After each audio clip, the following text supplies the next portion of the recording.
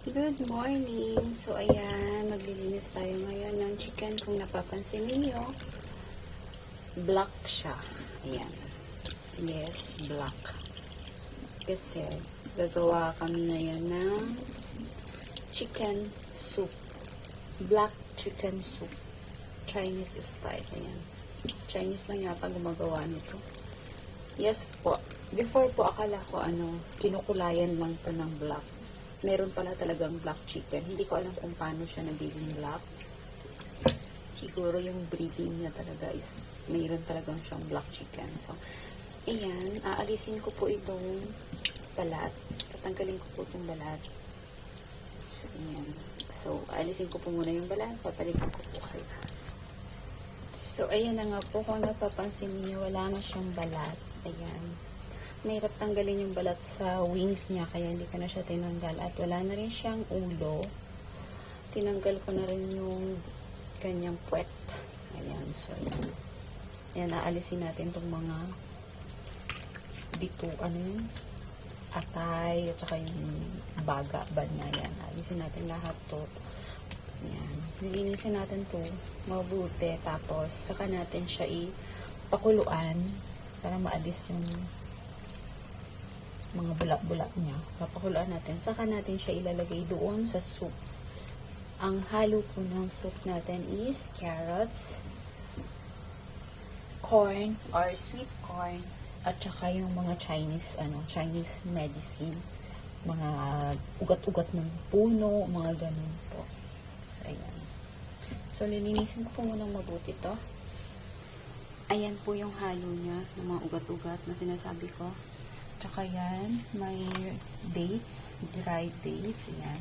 Ito yung mga ugat-ugat, tapos itong mga beans, tsaka sweet corn, carrots, and of course, hindi mawawala lagi ang orange skin. So, ayan. So, yun. Pilinisin ko na po mabuti itong chicken, and gagawa na po ako ng soup. Hihiwain ko na po yung carrots at saka yung sweet corn, and ayun, papakuluan ko na po siya lahat.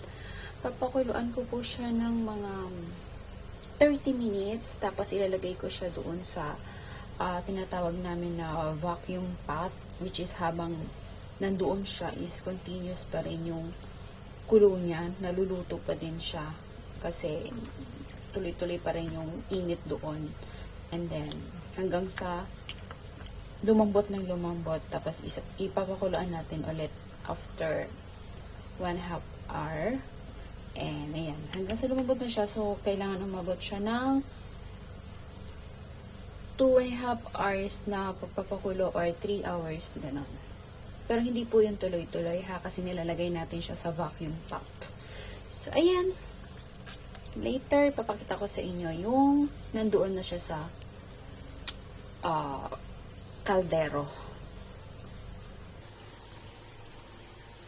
And, ayan na nga siya guys. Papakuluan na natin yung black chicken na binalatan natin kanina.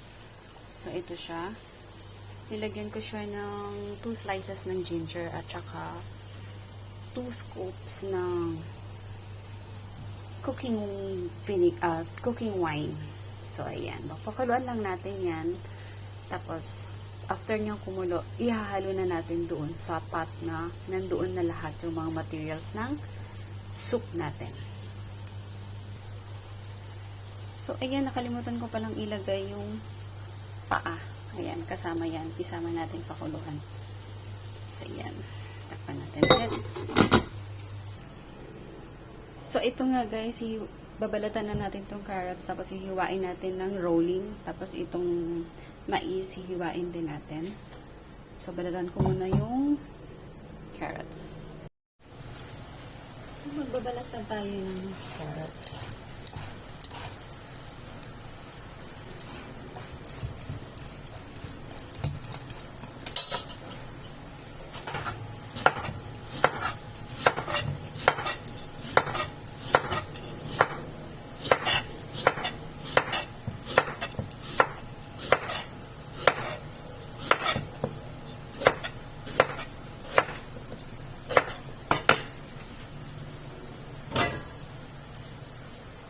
And then, yung mais, hiwain natin.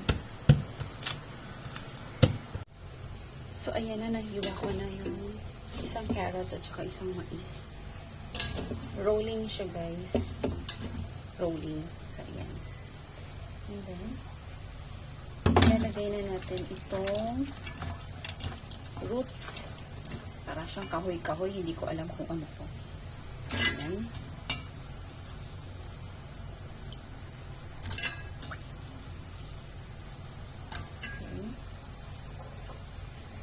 And then, orange skin.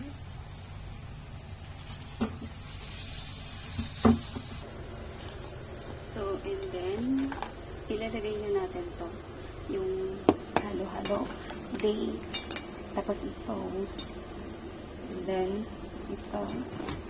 And lotus seeds. And almond seeds. So, ilalagay na natin yan.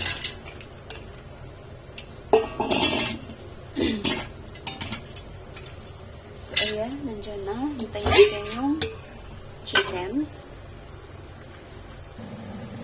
So, ayan guys, kumukulo na yung chicken. So, i-off na natin.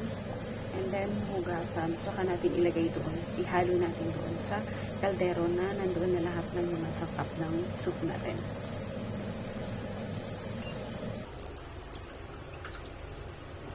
So, ito na nga guys yung chicken na pinukuluan natin. Lagay na natin dito. Ayan. Diba? At syempre, huwag kalimutan yung paa niya. And then, lagyan natin ng tubig. Ayan. So, yan na siya guys.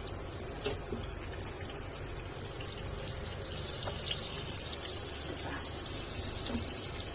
Pupunuin natin siya or hanggang dito mga 80% ng pot kailangan ng tubig. So, ayan. And then, after nyan, pakukulaan na natin. So, hintayin na lang natin hanggang sa maluto na siya. Pero hindi natin siya tuloy-tuloy na pakukuluan. Pakukuluan lang natin siya ng mga 30 minutes to 1 hour. And then, ilalagay natin siya doon sa vacuum pot na tinatawag nila. Which is, habang nandoon siya, continue pa rin yung init. Continue pa rin yung kulo. And then, after 30 minutes, ilalabas natin. And then, pakuluan natin ulit ng another 30 minutes. At saka, ibalik natin. Ganun lang, pabalik-balik lang hanggang sa umabot siya ng 2.5 hours na pagpapakulo. So, ayan guys. Thank you for watching. So, ayan na nga guys. Yan. 80% na siya. Yung tubig niya. Papakulaan na natin siya. Yan hanggang, yan natin siyang, salang natin siya hanggang kumulo siya at hanggang umabot ng 30 to 1 hour bago natin siya ilalagay dito. Ito yung tinatawag ko, sinasabi nilang vacuum pot. Yan. Papasok siya dyan. Itong pot na to, ilalagay natin dito. Tapos, habang kumukulo siya, continue yung kulo niya. Ayan, kasi meron siyang ganyan. Continue yung kulo niya. So, mabilis siyang lumambot. Para siyang pressure cooker, pero hindi na kailangan isa lang dito sa stove. So, ayan na siya, guys. Ayan. Pag niluto na yan, bali, konti na lang yung matitirang soup, syempre.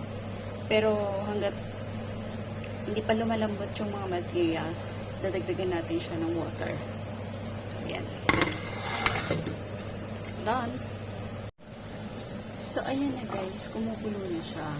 Pero syempre, hindi natin siya agad-agad ilalagay doon sa vacuum pot.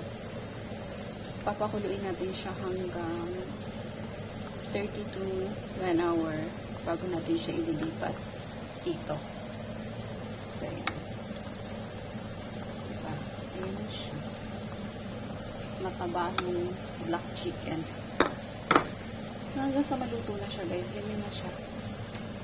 Pero, alam nyo, hindi ako umiinom ng soup ng black chicken. Ayoko kasi parang nandun pa rin. Parang ang lansa pa din kahit meron ng ginger. Kahit nung pinakuluan ko yung chicken, nilagyan ko rin siya ng wine. Pero, malansa pa din siya eh. Hindi kagaya ng ibang soup na, like for example, yung pork ang inalalagay or di kaya fish yun, nakakainom ako ng soup nun. Pero pag yung itong black chicken, hindi talaga ako umiinom. Kasi tinikman ko siya, ay hindi kayang tanggapin ng sikmura ko. So, ayan. So, ayan. Yan na ang ating black chicken soup. Thank you for watching.